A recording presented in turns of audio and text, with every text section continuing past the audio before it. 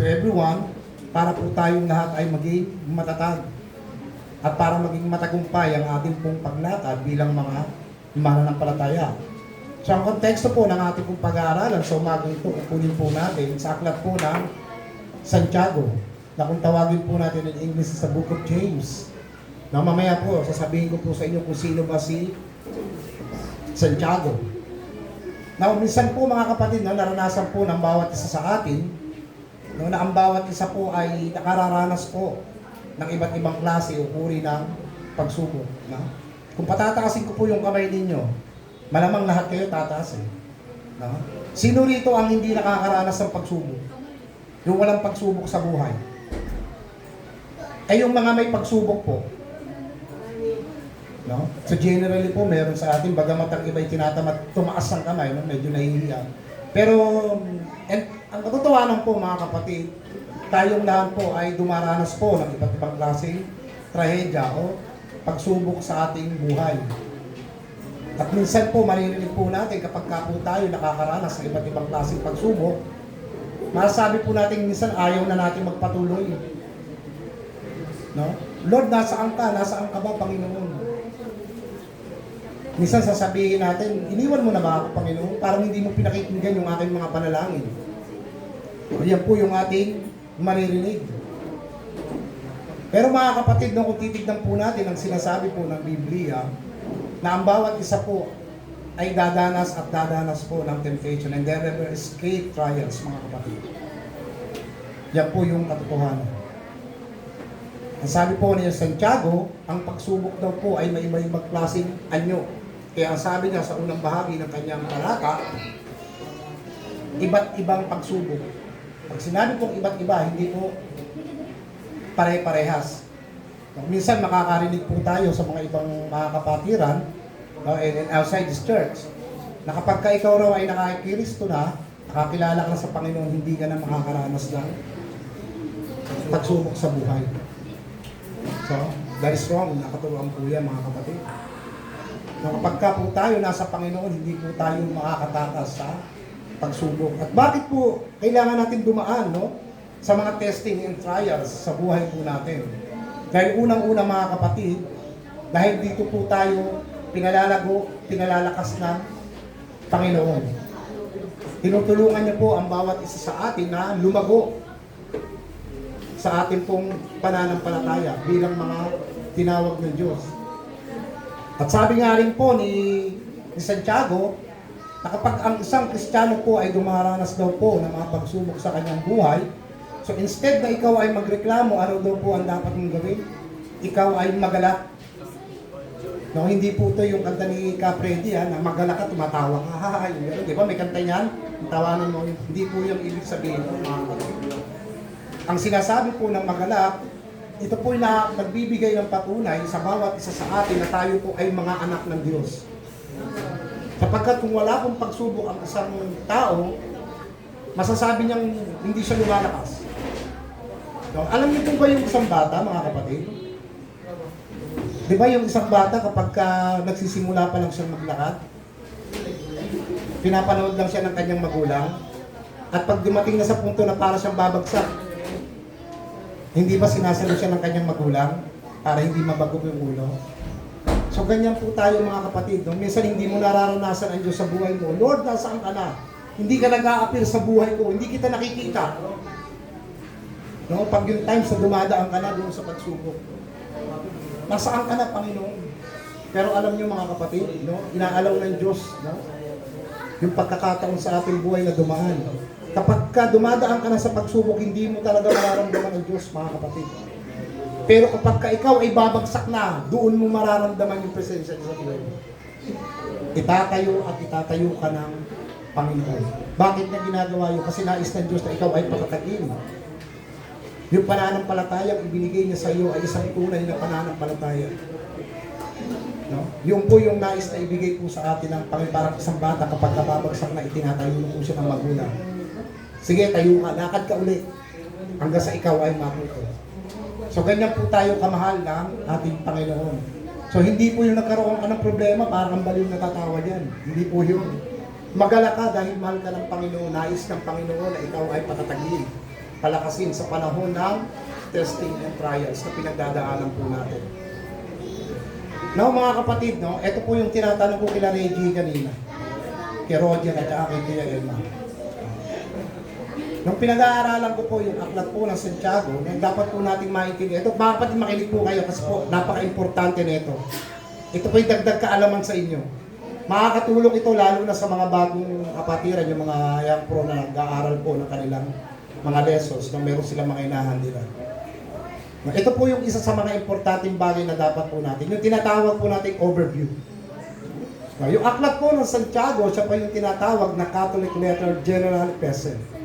Na ibig sabihin, in outside in New Testament, no, siya po yung kauna-unang nailathala bilang Catholic Letter Epistle o General Epistle. So ibig sabihin po, ang aklat ng Marcos sa unang tipan, sa bagong tipan, siya po yung kauna-unahang naisulat pa sa Gospel. Naalala niyo yung Book of Jude na pinag-aralan natin? Ang tawag po sa apat na Gospel sa bagong tipan, ang Matthew, Marcos, Lucas at ang aklat ng Juan, yan po yung tinatawag na the Gospel. Ang una pong na-publish dyan is the Book of Mark. Sumunod po ang aklat ng Mateo, ang Lucas at ang aklat ng Juan. Yan po yung tinatawag na the Gospel. Tandaan po natin the Gospel. Okay. Now, meron naman po tayong tinatawag na historical book.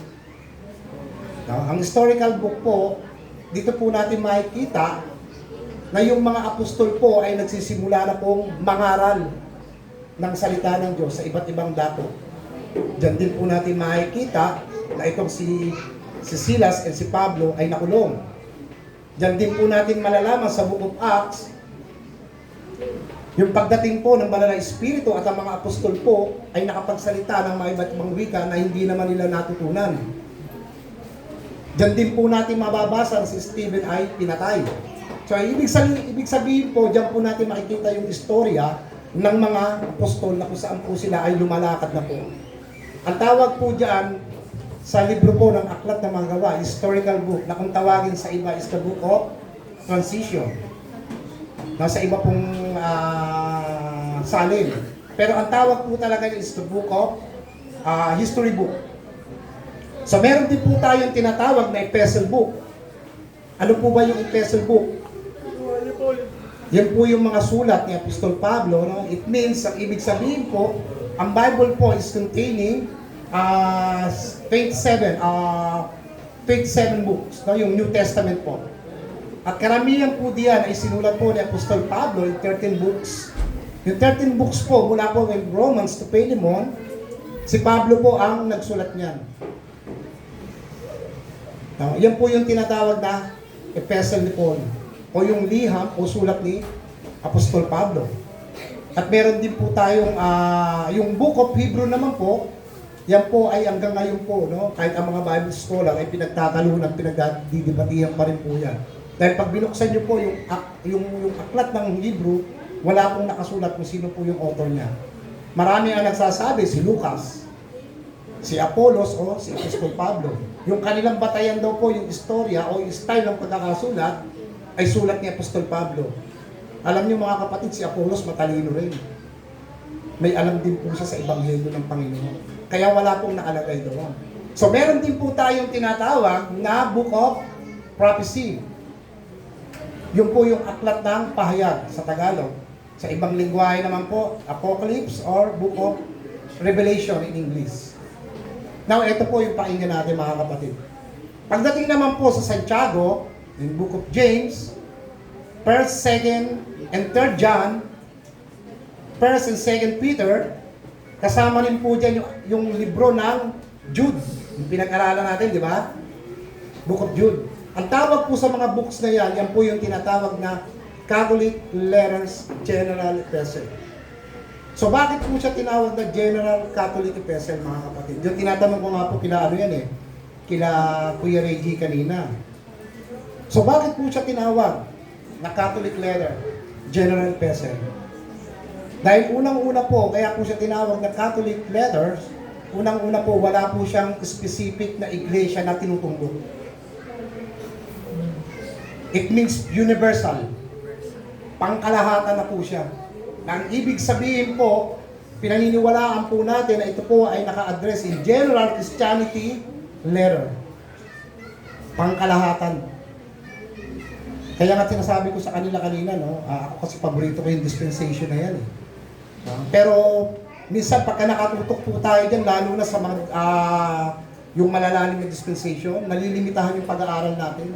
Huwag ka nang kukuha dito kasi yan para yan sa mga Hudyo eh. Para yan sa mga hindi lang. Hindi yan para sa atin. Pero ang tanong, sino bang Hudyo kausap yan? Believers o non-believers? Gentiles o non-Gentiles? So dapat po natin maintindihan itong mga letters na ito ay naka-address po ito universal para po sa lahat ng iglesia. Lahat po ng mga Kristiyano. So yun po yung ibig sabihin ng Catholic Letters General Epistle. So yun po yung dapat na maintindihan po natin mga kapatid, no? So yun po yung dagdag po, kaalaman po sa atin pong pag-aaral. Na kung titignan din po natin mga kapatid, no? Yung Book of James po, ay masasabi po natin hindi po sa specific name. Roger, intindihin mo yung James po ay hindi po siya specific name. Maaaring ibinigay, no? Para lang magkaroon ng isang anong tawag ito, kakilanlan ang tao. Pero kung bubuksan po natin yung Hebreo, no? yung Greek word, ang salita pong James o Santiago, pag binuksan po natin is Iacobos. Iacobos. Ang ibig sabihin po niyan is Jacob. So ibig sabihin, ang lahat po ng pangalan na James o Santiago, kung titignan po natin in original words, Jacob po yung kanilang mga pangalan. Kaya si James dito is Jacob, yung kanyang pong pangalan. So si James po, unang-una, no, ang sabi nila, ang nagsulat daw nito, si son of Zebedee. Anak ni Zebedeo. Pero sa Book of Acts po, makikita po natin, yan po yung kauna-unang apostol na namatay. So ang sumulat po nito yung tinatawag po na half-brother ni Jesus Christ. Isa po siyang pillars ng simbahan. Pag sinabi pong pillars, mga kapatid, ito po yung haligi. Dito sa atin sa Hope in Christ City Church, maraming mga haligi dito ng simbahan. Like si Ate Sinya. Diba? Sila James, si Ate Malu.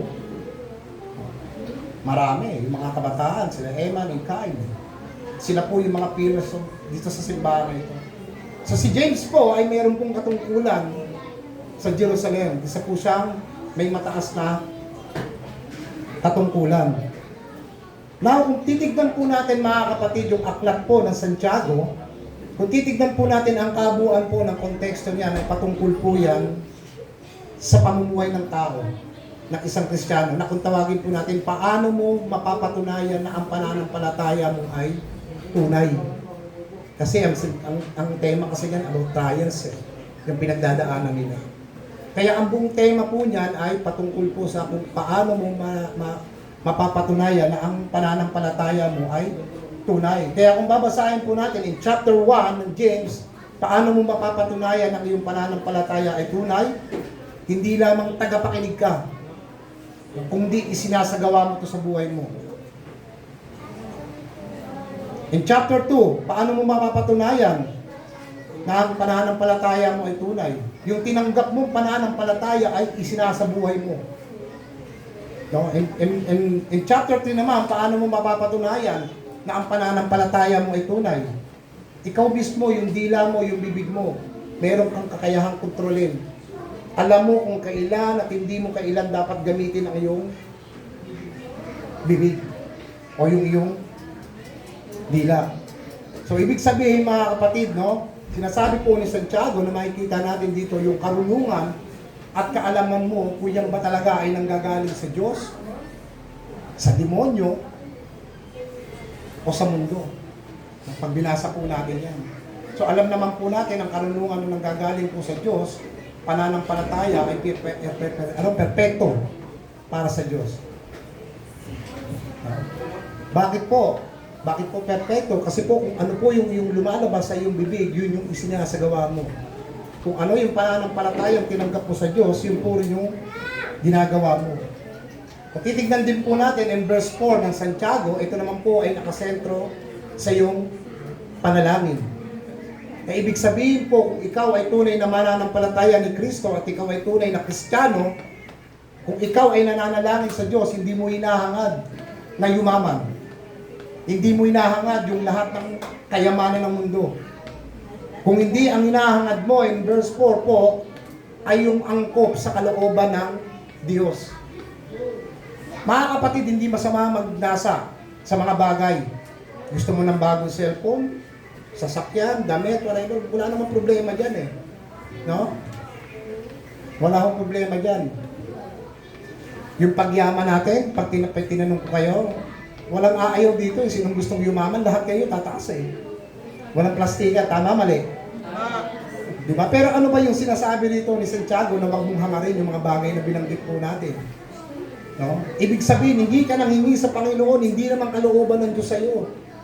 Gusto mo pansarili lang, Lord, bigyan mo ako ng sasakyan dahil itong taong ito, ito yung dating yung libak sa akin eh. Pag nagkaroon ako ng sasakyan, ipamumukha ko sa kanya ito, na ako ay umangat sa buhay.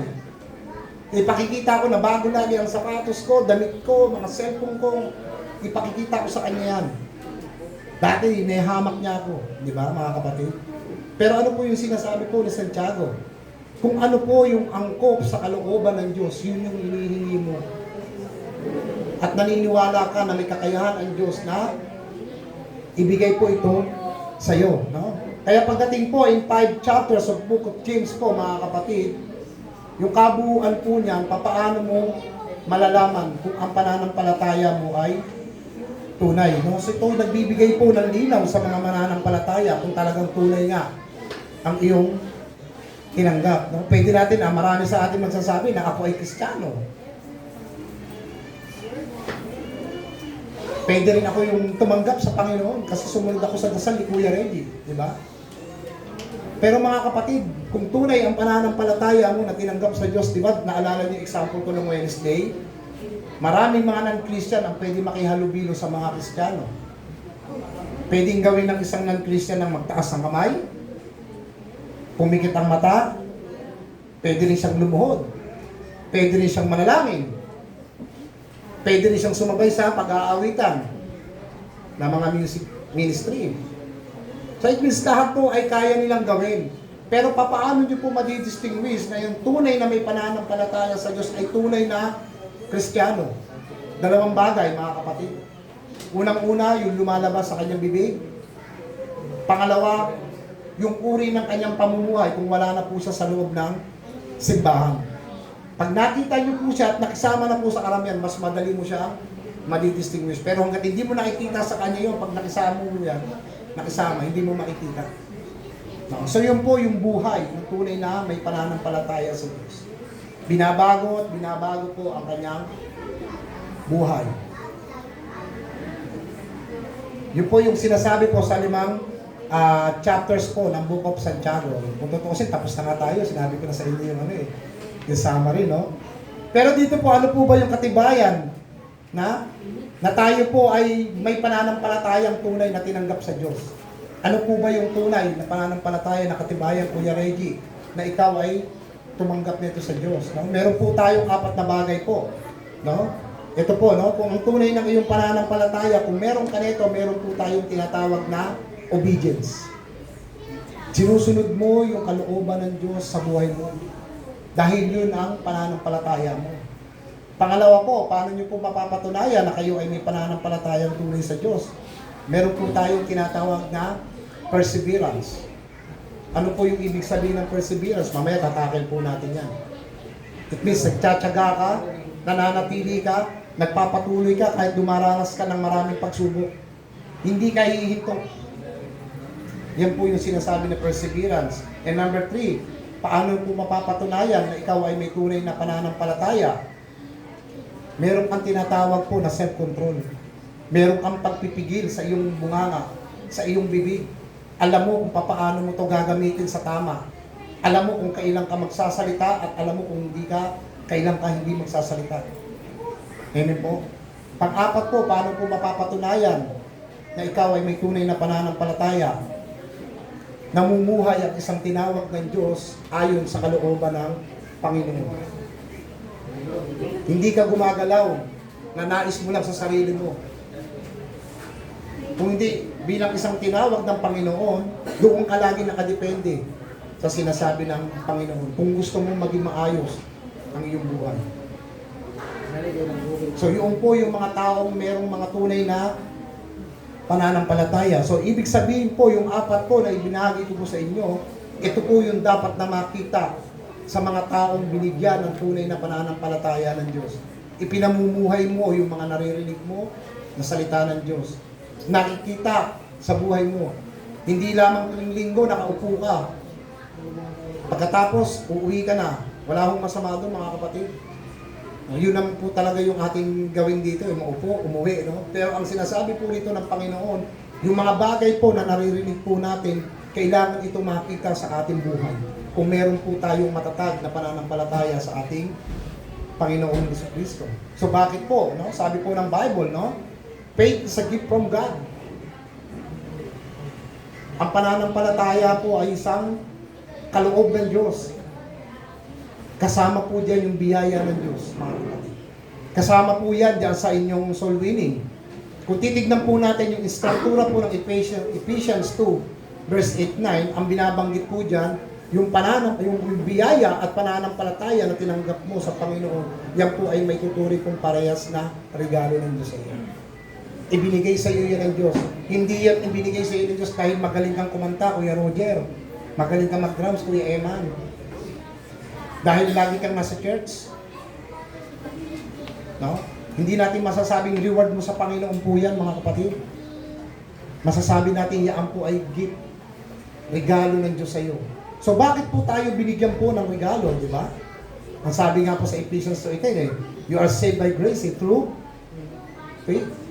So ibig sabihin, yan po ay regalo. Now the question is, kung ang pananampalataya po ay regalo ng Diyos, mga kapatid, bakit ito ibinigay sa inyo?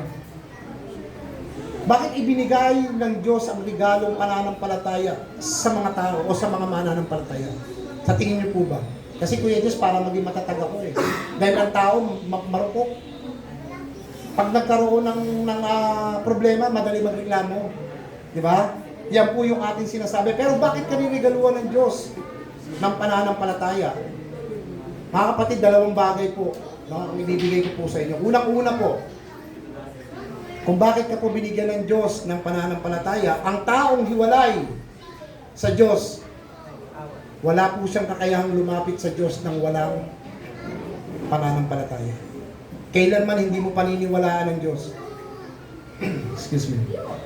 Pag wala kang pananampalataya. And second, bakit ka binigyan ng Diyos ng regalo na pananampalataya? Ito po yung pangalawa. Yung lahat ng nilikha ng Diyos, lahat ng bagay na nakikita mo, na magandang bagay na nakikita mo ngayon, hindi mo paniniwalaan. May mga nagtuturo na ang tao raw ay galing sa unggoy. Naniniwala ba kayo doon?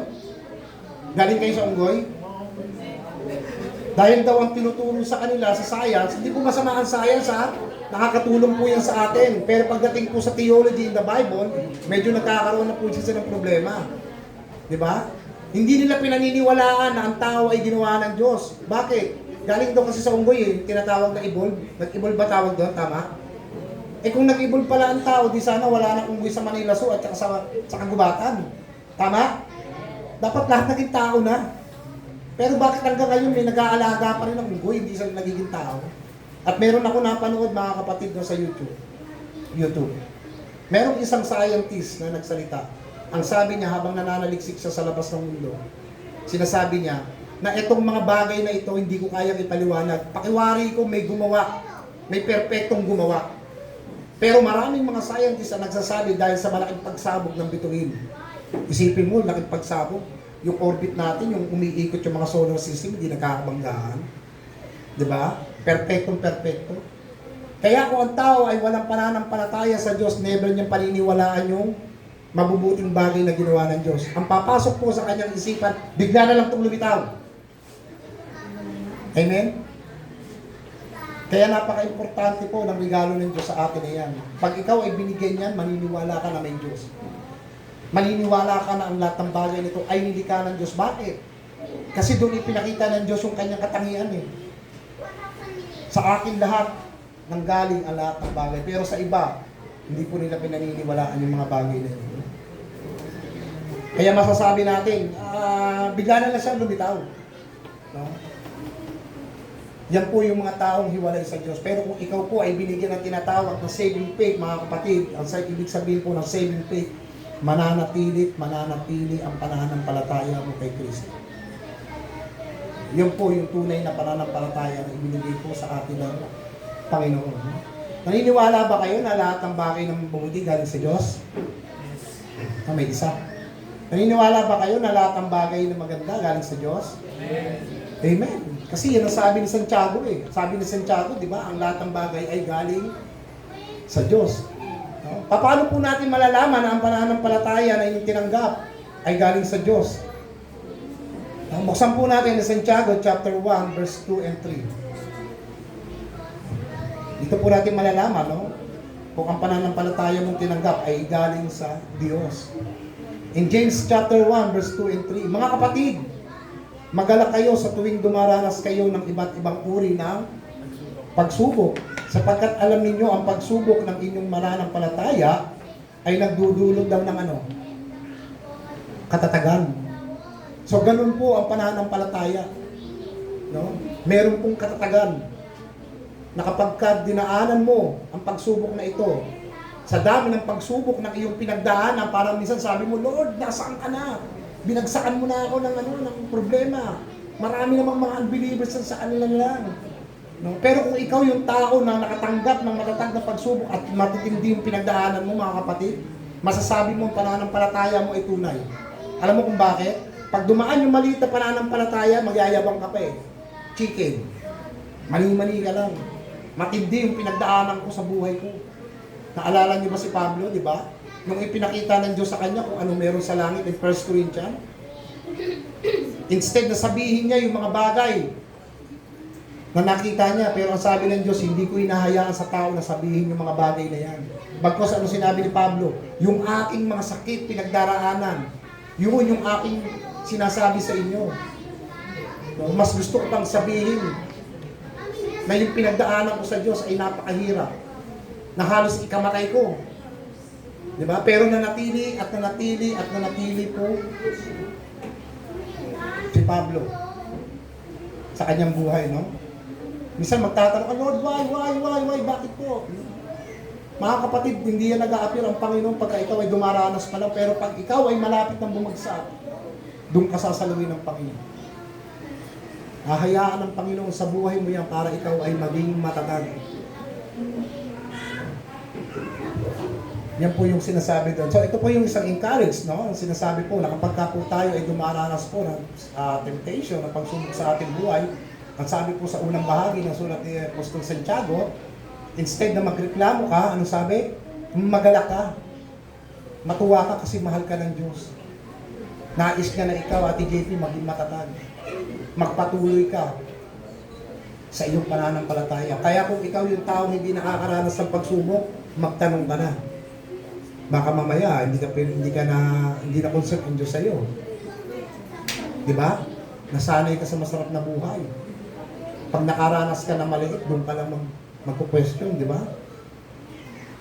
So bakit po sinasabi rito ni Santiago na Kuya Reggie, Ate JP, na kapag kayo ay dumaan sa iba't ibang klaseng trials, ay magalak daw po kayo. Dahil yung pananampalataya na ibinigay po ng Diyos sa atin ay hindi po pananampalatayang mahina, kung hindi isang pananampalataya matatag, na pagdating sa panahon po ng pag-uusig, pagsubok, hindi ka babagsak, magpapatuloy at magpapatuloy ka dahil yung pananampalatayang itinanim o binigay sa iyong Diyos ay isang matatag, subok at maaasahan. So, yan po yung binigay sa atin ng Diyos. Bakit daw po matatag? Dahil hindi hahayaan ng Diyos na ito ay kunin sa iyo, wasakin ka ng kaaway. Kaya kailangan po ng isang tunay na pananampalataya. Dahil diyan po tayo pinalalakas ng Diyos, hindi katulad sa iba kapag nakaranas na po ng pagsubok. Lalo na yung mga taong hiwalay sa Diyos, ano kung mangyayari sa kanila? Madalas kinikitil nila yung buhay nila. Mandaraya sila, mandurukot sila. Di ba?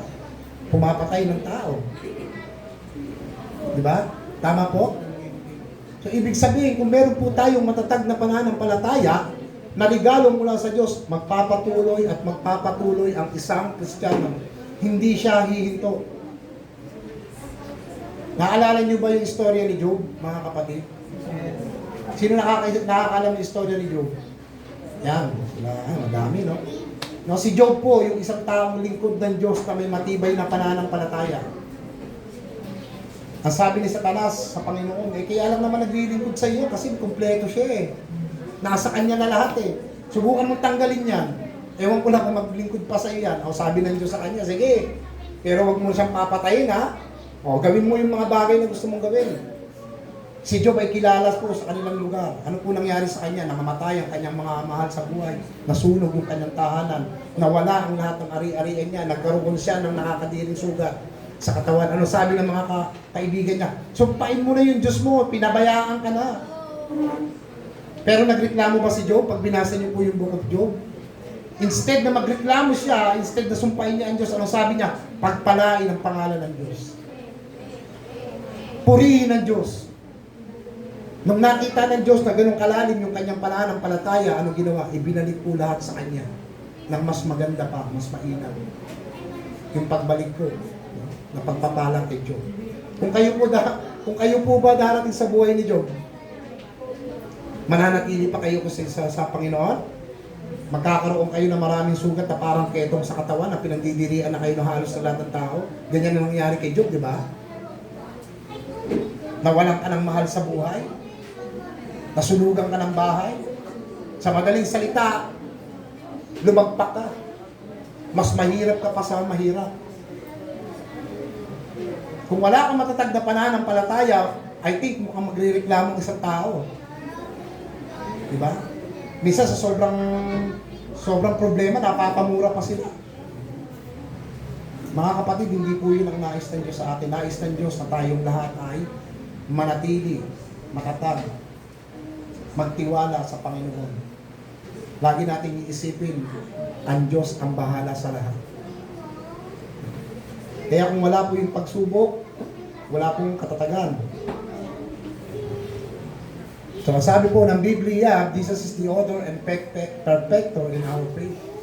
Ang Diyos ay nagtakda ng isang pananampalatayang perpekto para po sa ating lahat. Diba?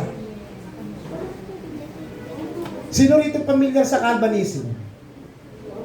Ayan. Sige nga, ano ibig sabihin ng tulip? Yung 5 letters ng tulip. Total depravity. Total depravity. Ano ibig sabihin ng total depravity? Diba? Ibig sabihin po ng total depravity, ito po yan. Kasi hindi ko na naibigay kay Kuya Evan to eh. No? Masanay po kasi akong nagtuturo ng ganito. Ibig sabihin po niya, no, yung ating pong kasalanan, which is si Adan, ay natanggap po natin. Na-adapt natin yung kasalanan. Kaya ang tao nung pinanganak, makasalanan. Yun po yung tinatawag po na total depravity. Yung yun naman, ang conditional election.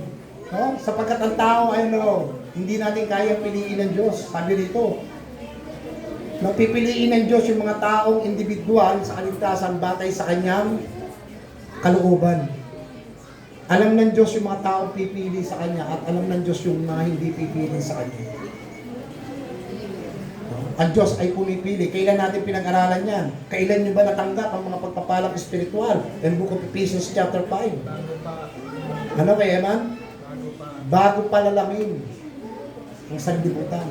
In verse 5, kayo ay tinalaga na bilang kanyang mga anak. Okay, in letter L, limited atonement. No, ibig sabihin po, yung pagkamatay ng ating Panginoon sa Kristo ay para sa mga taong nagtitiwala sa Diyos.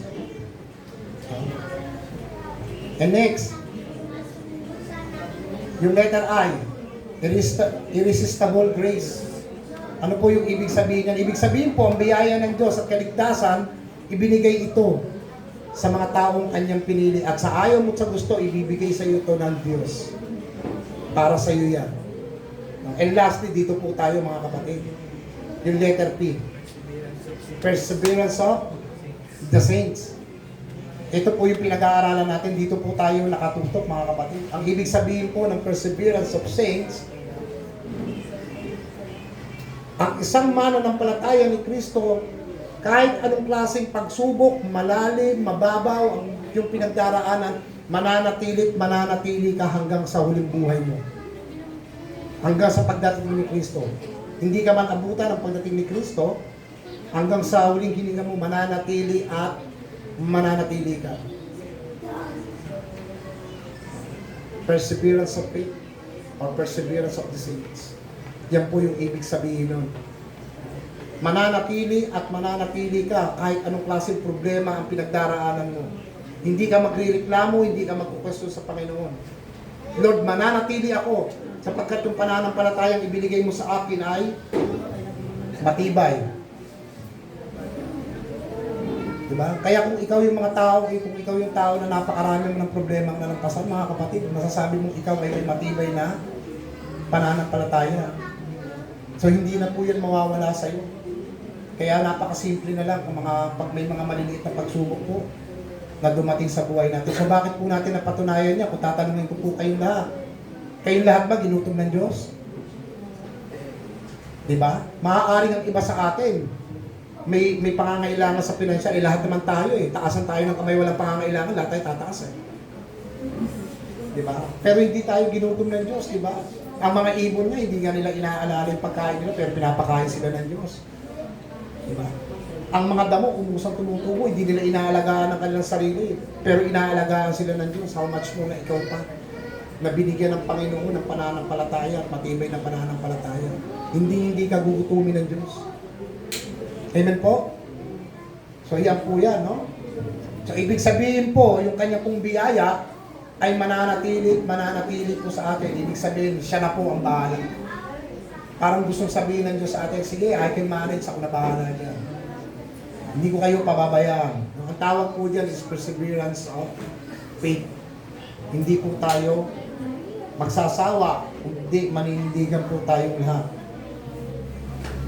Now, sa ibang bahagi naman po ng Santiago, ano naman daw po ang mangyayari sa mga taong mareklamo?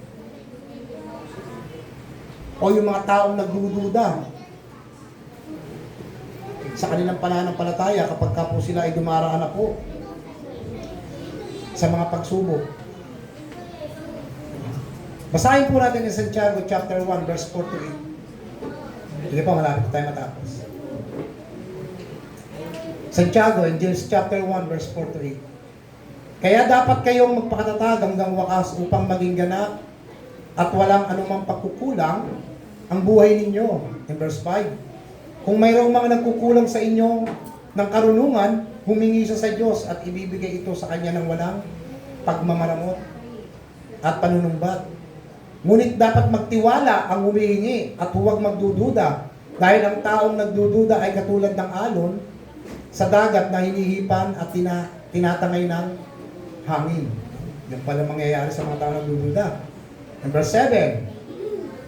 Ang ganitong tao ay hindi dapat umasa na may matatanggap mula saan daw? Sa Panginoon. And last verse. Dahil nagdadalawang isip siya, walang katiyakan sa mga ginagawa niya. Ano nang mangyayari sa tao? Para daw siyang alon na tinatangay ng hangin. Sino sa inyo nakapaglaro ng ping-pong? Yung mahilig sa ping-pong. Si Pastor J, alam ko, si Pastor J, alam ko marunong yan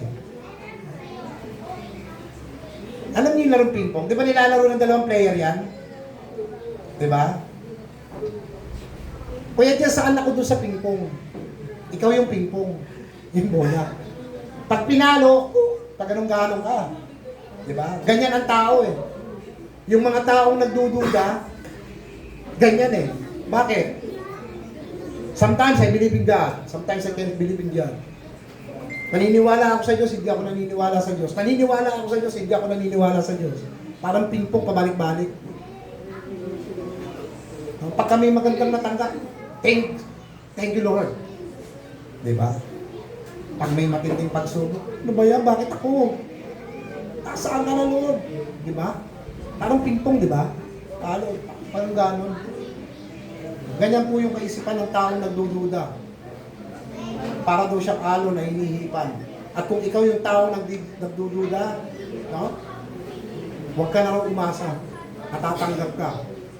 ng kasagutan sa iyong mga panalangin. Yan din po yan, no? So madalas po naghihintay ka sa panalangin at hindi pa nasasagot ng Diyos. No? Ang tendency po, ano pa mangyayari sa iyo? Nag-aalinlangan ka na. Naalala ko, tinanong ko yung Bible study na si Jomar at saka si Ate Limpa. Nung tinanong ko sila isa-isa, alam niyo ba yung lesson natin, yung about hindrances of the prayer? Tinanong ko si Ken eh. Wala si Ken eh. Bakit hindi sinasagot ng Diyos? Panalangin mo, ang sagot ni Ken sa akin, alam mo kung ano? Kasi nagmamadali. Hindi, totoo eh. It's reality mga kapatid eh.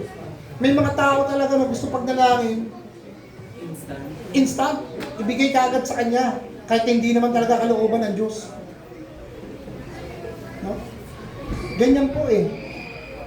Kaya minsan hindi dumarating, nagdududa ka, bibigay pa kaya sa akin ng Diyos. Napakatagal na panahon eh. No? May mga nagtitestimony na ganyan eh. Ang tagal na nilang pinapanalangin, pero isang araw, binigay sa kanila ng Diyos, tuwa sila. Yung pala, tinitignan lang pala ng Panginoon yung kanyang oras, panahon, para ibigay sa ito. Kaya nga di ba, tinuro ko sa inyo kanina, kapag sa panalangin po, huwag mong hangarin yung yumaman eh. O yung anumang bagay sa mundo, kung hindi yung kalooban ng Diyos, yung angkop sa kalooban ng Diyos. Pag nakita naman ng Diyos, ibibigay po sa inyo yan eh, ng Panginoon, pag angkop sa kanyang kalooban. So magtiwala lang po tayo sa Diyos na ang ating pong panalangin ay sasagutin. So ganyan din po, sinasabi po sa aklat po ng Hebreo. Buksan po natin yung Hebreo chapter 11, verse 6. Ang sabi po rito, no, isa po sa magandang example po dyan eh. Sabi rin po sa Hebreo, chapter 11, verse 6. Kung walang pananampalataya, walang sino man ang makapagbibigay lugod sa Diyos. Sapagkat ang sino mang lumalapit sa Kanya ay dapat maniwalang may Diyos at bibigyan niya ng gantimpala ang mga taong humahanap sa Kanya. No? So there are two things, Panginoon, mga kapatid, na makikita po natin sa sinasabi po sa aklat po ng Hebreo. Ano po yung dalawang bagay na yun? No? Unang-una po, yung taong lumalapit po sa Diyos ay dapat po, maniwala ka sa puso mo na merong Diyos. At pangalawa po, naniniwala ka sa Diyos na may kakayahan siyang sagutin yung iyong mga panalangin. So yung po yung dalawang bagay na binabanggit po mula po sa aklat ng Hebreo. So bakit po sinabi ng ganon? Ng aklat ng Hebreo o yung may akda ng Hebreo? Kasi po mga kapatid, maraming mga tao ang naniniwala sa Diyos. Kahit unbelievers, pag tinanong sila, subukan nyo lumabas, naniniwala ka ba kay Kristo? Yes. Kilala mo ba si Kristo? Yes. I believe in Jesus, but hindi sila nagtitiwala kailanman sa Diyos. They never trust Jesus. Naniniwala kang may Diyos pero hindi ka nagtitiwala. Pag dumating ka na sa panahon ng calamity. Tama? Lahat naniniwala eh. Pero iilan lang talaga ang nagtitiwala sa Diyos. Pag lumabas ka, kilala mo ba si Jesus? Yes. Nagtitiwala ka ba sa Kanya? Yes. Pero pagdating ng pagsunod, no. Nasaan ka na? Kaya naalala ko yung sinabi ni Kuya Jerome, last week ba yung Kuya Jerome na tumayo ka rito? All things are good together, sabi mo? In Romans 8. Diba? Ang Diyos ay gumagawa sa lahat daw ng bagay. Ibig sabihin, maganda o pangit man ang pinagdadaanan mo, dapat kang magpasalamat. Yun po yung tunay na pananampalataya. Kaya nga mga kapatid, binanggit yan ko ni Pastor nung nakaraan, ituturo niya po yung attributes of God. Mga kapatid, kung titignan po natin, napakaganda pong pag-aralan yung attributes of God. Ako excited na rin po yan. Alam niyo po ba kung bakit? Dahil daw po natin makikita yung kapangyarihan at kabutihan ng Diyos sa bawat tao. Yung kanyang sovereignty. Yung kanyang likha, yung kanyang pag-aari sa lahat. Yung kanyang kapangyarihan, yung kanyang kabutihan. No, napakagandang pag-aralan niya. Kaya sabi ko kay Pastor, go. Maganda yan. Yung attributes of God. So, dito na po tayo mga kapatid magtatapos. No? Medyo maaga po ako ngayon. Now, the question is, bakit pinahayaan ng Diyos ang mga pagsubok? sa ating buhay. Iwanan ko po kayo ng tanong, bakit inahayaan ng Diyos ang mga pagsubok sa iyong buhay? So, unang-una po, para makita mo ang Diyos sa buhay mo. Amen? Pangalawa, bakit inahayaan ng Diyos na dumaan ka sa mga pagsubok? Para ikaw ay lumago sa iyong pananampalataya. Yan ang dahilan ng Panginoon kung bakit ka binigyan ng regalo. At yung pangatlo po, bakit ka hinahayaan ng Diyos na dumaan sa pagsubok? Alam niyo kung ano mga kapatid? Dahil ito ay isang magandang patutuo sa buhay ninyo. Di ba kaya nga tayo tumatayo rito? Ang ginawa sa akin ng Panginoon, sa dami ng pinagdaanan ko, hindi ako pinabayaan ng Panginoon. Ito ay isang magandang patutuo o isang magandang testimonya mo sa mga tao na ang Diyos ay naging mabuti sa iyo, hindi ka pinabayaan ng Diyos, hindi ka ginutom ng Panginoon. Yung testimony mo po kung bakit ka po pinadadaan sa pagsubok. Kasi kung hindi ka pinapadaan, ano i-share mo sa akin? Di ba, Timoy, tama? Ano ibabahagi ko sa inyo? Paano ko kayo i-encourage? Ano yung magagandang bagay na ginawa sa akin ng Diyos? Di ba? Ano pa ang pagsilbi ng pagtayo ko rito kung wala rin naman ako ibabahagi sa inyo ng mga bagay na ginawa sa akin ng Diyos? Tama? Yan po ay isang magandang encourage po sa atin. No? Ulitin po natin, no? Para maging ano po, makita ang Diyos sa buhay mo. Pangalawa, para ikaw ay lumago sa iyong pananampalataya. At yung pangatlo po, bakit hinahayaan ng Diyos na ikaw naman sa pagsubok? Dahil isang magandang patutuo to sa buhay mo. Yung testimonya. Na kung ikaw po ay dumaranas mga kapatid na mga pagsubok sa buhay mo, no? Ano pa title ng ating pong pinag-aralan dyan? Kailangan po nating manatili sa pananampalataya natin kay Kristo. Kapag ka po kayo ay dumadaan sa iba't ibang pagsubok, panatilihin ninyo ang pananampalataya ninyo kay Kristo. Dahil ang pananampalatayang tinanggap nyo sa Diyos ay tunay. Yun po yung pinakatema, kabuuan po ng aklat po ng Santiago. Pag binasa po ninyo. Tayo po tayo lahat.